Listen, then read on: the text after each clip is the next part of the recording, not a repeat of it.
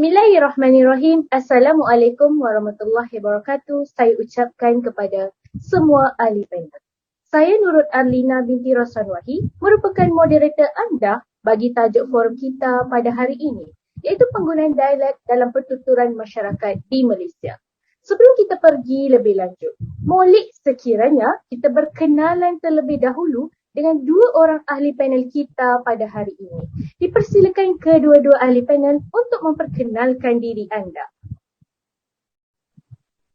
Waalaikumsalam warahmatullahi wabarakatuh. Terima kasih saudari Ardina. Nama saya Isha Arina binti Nur Rahmat bernomor matrik 2013574. Terima kasih saudari Ardina. Nama saya Nur Farah Yasmin binti Albani, nomor matrik 2011882. Baiklah, terima kasih kepada semua ahli panel. Kata orang, tak kenal maka tak cinta. Maka izinkan saya untuk memulakan forum kita pada hari ini dengan perincian definisi dialek serta faktor penggunaan dialek dalam pertuturan masyarakat di Malaysia. Seperti yang kita semua tahu, secara umumnya, bahasa merupakan alat komunikasi yang digunakan oleh manusia untuk saling berinteraksi dan berhubungan antara satu sama lain.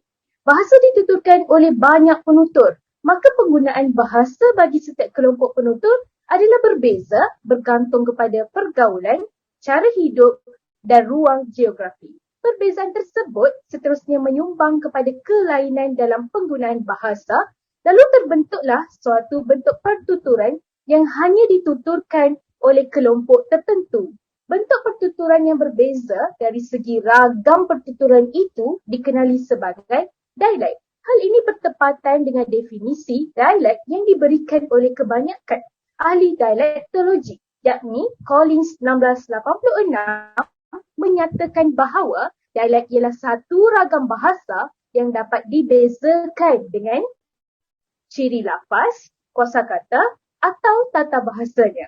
Menurut Abdul Hamid Mahmud 1977 pula, dialek ialah pelbagai jenis bahasa tertentu yang dituturkan oleh sekumpulan penutur yang hidup secara bermasyarakat. Seterusnya, bahasa Melayu merupakan bahasa yang bertuah lantaran penggunaannya diwarnai pelbagai dialek yang menarik. Antara faktor terpenting yang menyumbang kepada kewujudan dialek Melayu di Malaysia ialah keadaan geografinya yang berbukit dan dikelilingi hutan rimba. Kerana tersebut menyebabkan terputusnya hubungan komunikasi antara satu sama lain, lalu kawasan tersebut dibahagikan melalui sempadan politik. Konsep kawasan sempadan politik yang wujud daripada pembahagian negara kepada unit politik yang lebih kecil secara tidak langsung telah mewujudkan kawasan sempadan dialek, seterusnya menjadikan dialek yang dituturkan di kawasan politik tersebut dikenali dengan nama kawasan politiknya. Seperti Kelantan dikenali dengan dialek Kelantan, Terengganu dikenali dengan dialek Terengganu dan negeri-negeri lain. Faktor lain yang mempengaruhi kewujudan dan penyebaran sesuatu dialek ialah faktor sejarah.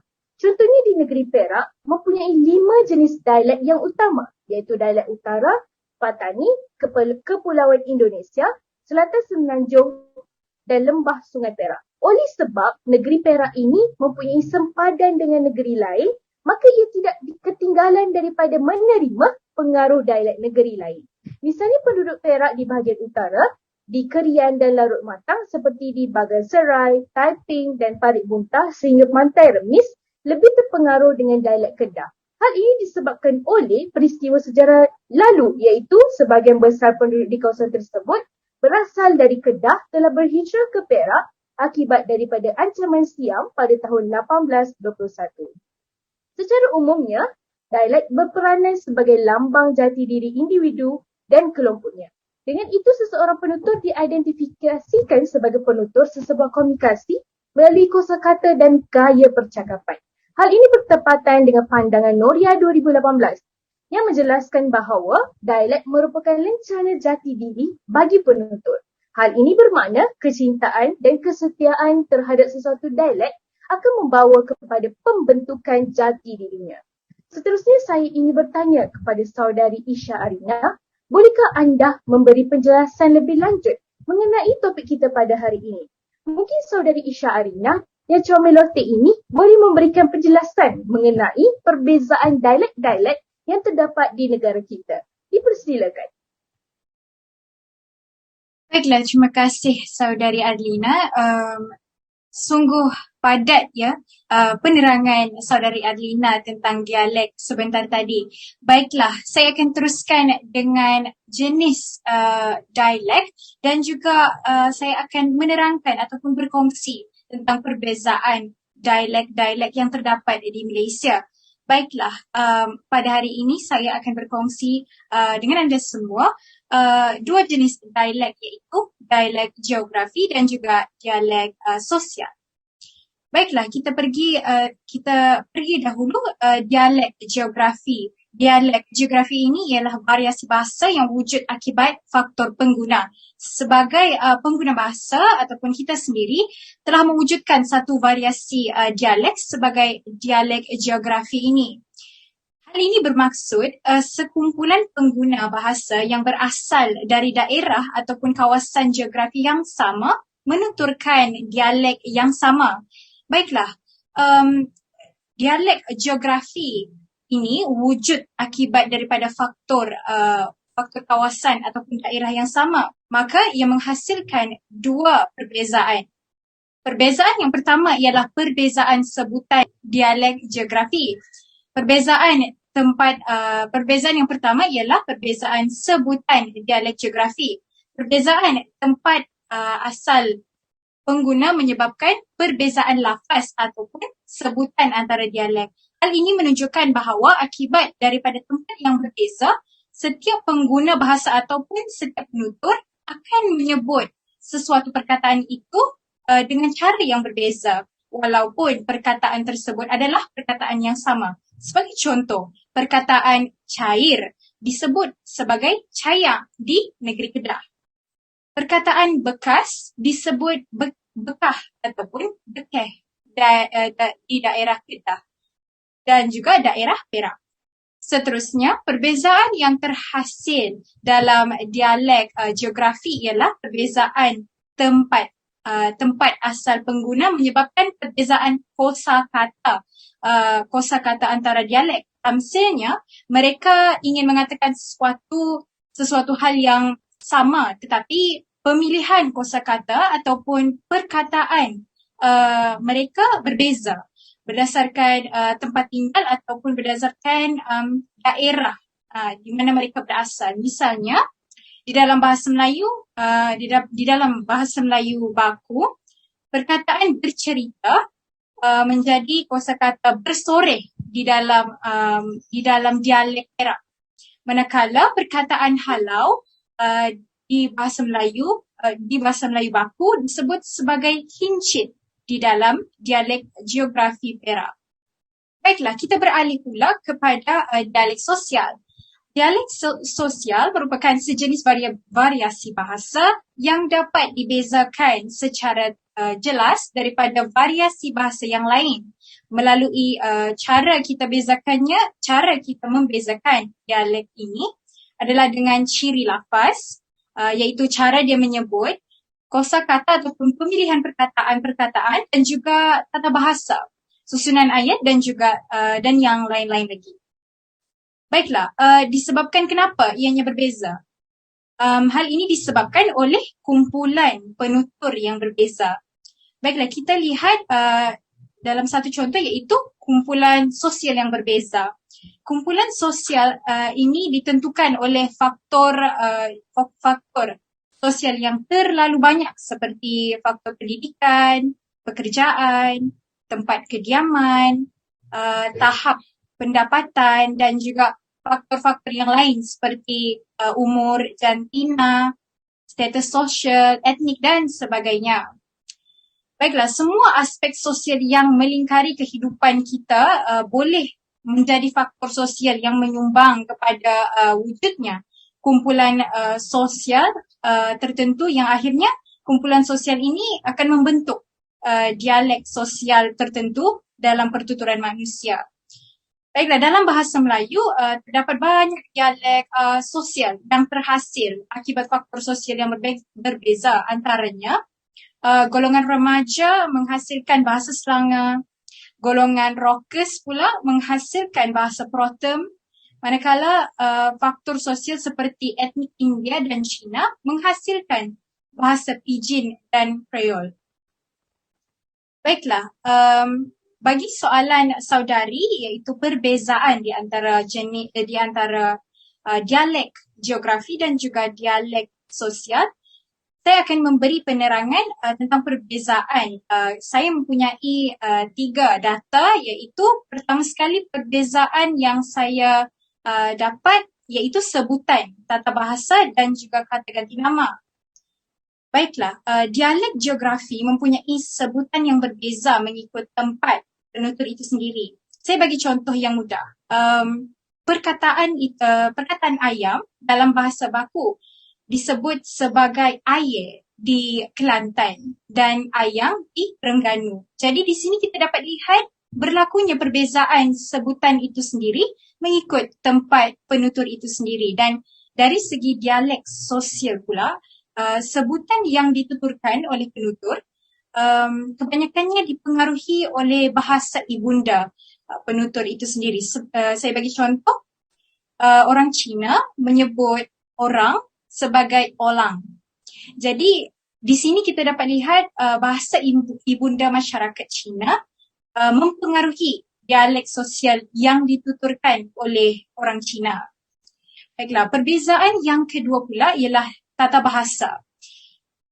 Di dalam dialek geografi ada setengah dialek itu menggunakan tata bahasa seperti penambahan imbuhan. Penggunaan imbuhan yang ditambah di dalam dialek sesuatu negeri. Sebagai contoh, di Kedah mereka menggunakan dialek, mereka menambah imbuhan per, contohnya perbesar. Dan di Johor pula mereka gunakan ataupun menambah imbuhan kan, contohnya besarkan. Baiklah. Bagi contoh dialek sosial pula, hukum DM iaitu diterangkan dan menerangkan tidak dititik beratkan. Contohnya, sebutan orang ini dalam bahasa baku, tetapi apabila terlibat dalam dialek sosial, ia menjadi ini orang. Jadi kita lihat di sini bahawa hukum DM itu diabaikan di dalam dialek sosial. Dan perbezaan yang terakhir ialah berkaitan dengan kata ganti nama. Dalam dialek geografi sangat popular dengan kata ganti nama. Tamsilnya di Kelantan, demo. Demo ini membawa maksud awak. Manakala hang di Kedah juga membawa maksud awak. Jadi di sini kita dapat lihat bahawa perbezaan kedua-dua ini dipengaruhi oleh tempat duduk penutur itu sendiri. Dan bagi dialek sosial pula, banyak dipengaruhi oleh bahasa ibunda ataupun bahasa Selangor, contohnya gua sebagai kata ganti nama. Baiklah, saya rasa itu sahaja daripada saya. Kembali kepada moderator. Terima kasih. Terima kasih Saudari Isha atas penjelasan yang cukup mantap. Oh, sekarang baru saya faham mengenai perbezaan dialek-dialek yang berada di Malaysia. Bagi saya sebagai penutur jati bahasa Melayu, kita wajib tahu serba sedikit mengenai jenis-jenis dialek di negara kita sendiri untuk menambah pengetahuan supaya kita tidak kekok jika ditanya oleh orang asing pada suatu hari nanti. Baiklah, kita akan kupas tajuk forum kita dengan lebih mendalam lagi selepas ini. Oleh itu, saya ingin bertanya kepada Saudari Farah Yasmin yang cantik menawan ini. Apakah kesan penggunaan dialek dalam pertuturan kepada korpus bahasa Melayu? Adakah dialek ini membawa pengaruh yang baik atau buruk jika digunakan dalam konteks formal? Dipersilakan, Saudari. Terima kasih Saudari Arina. Bismillahirrahmanirrahim. Terima kasih Saudari Arina. Terima kasih atas pertanyaannya juga, iaitu adakah korpus bahasa Melayu akan terjejas sekiranya penutur menggunakan dialek dalam komunikasi harian, betul? Hadirin sekalian, apabila menyentuh soal dialek, lazimnya yang dibincangkan ialah kesan penggunaannya terhadap bahasa Melayu standard. Jadi pada sesi kali ini saya akan mendiskusikan mengenai kesan penggunaan dialek terhadap komunikasi, terutamanya dalam kalangan pelajar. Pelajar yang menggunakan dialek rata-rata tidak dapat berkomunikasi dengan baik menggunakan bahasa Melayu standard kerana pelajar membesar dalam persekitaran yang menggunakan dialek sebagai bahasa induk mereka dalam perbualan harian.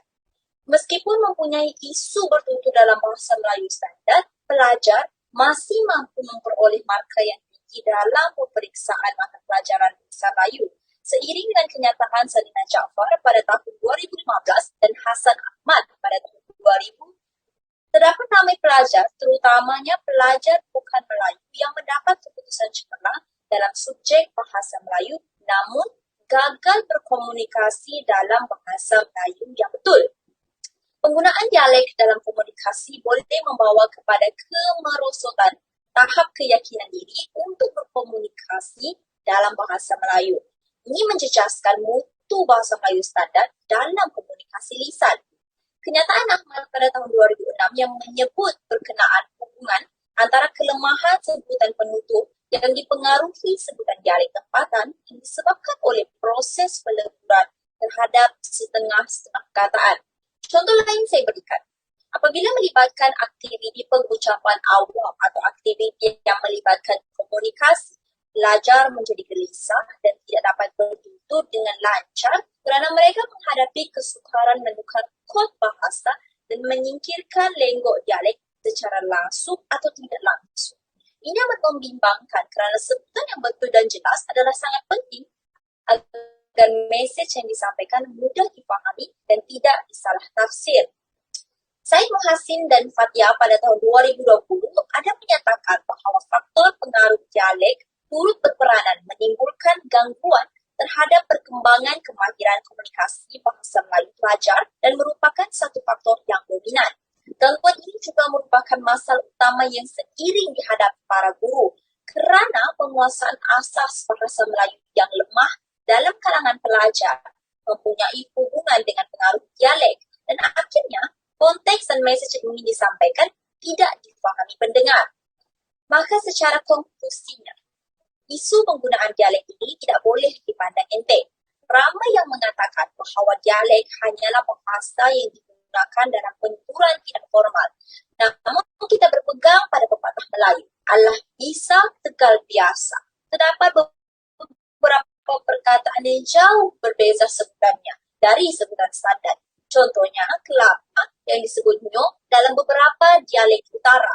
Maka apabila penutur lebih cenderung menggunakan dialek, mereka lebih sukar untuk menukarkan kod dalam bahasa standar sama ada kerana terlupa atau memang tidak mengetahui perkataan tersebut dalam bahasa Melayu standar. Justru pembendungan isu ini perlu dilaksanakan segera. Jangan nanti sudah terhantuk or ternada, sudah dilupakan or hendak mencari serta. Itu sahaja daripada saya. Kembali kepada moderator Saudari Adina. Terima kasih saudari panel kita yang ketiga atas penjelasannya cukup terperinci tadi. Jelasnya penggunaan dialek dilihat lebih membawa pengaruh negatif terhadap korpus bahasa Melayu sebagai bahasa ibunda. Pada pandangan saya pula, kebanyakan penutur dialek di sebuah kawasan tertentu telah pun memperlihatkan penggunaan dialek dalam situasi formal sehingga menyebabkan mereka tidak menguasai kemahiran menulis dalam bahasa Melayu baku.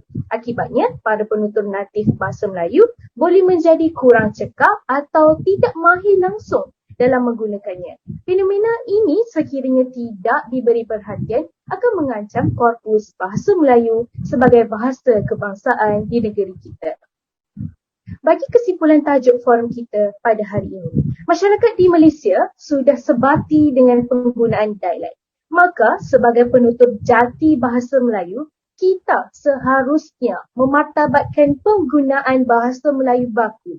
Janganlah kita mencampur adukkan dialek dan bahasa Melayu baku dalam situasi rasmi.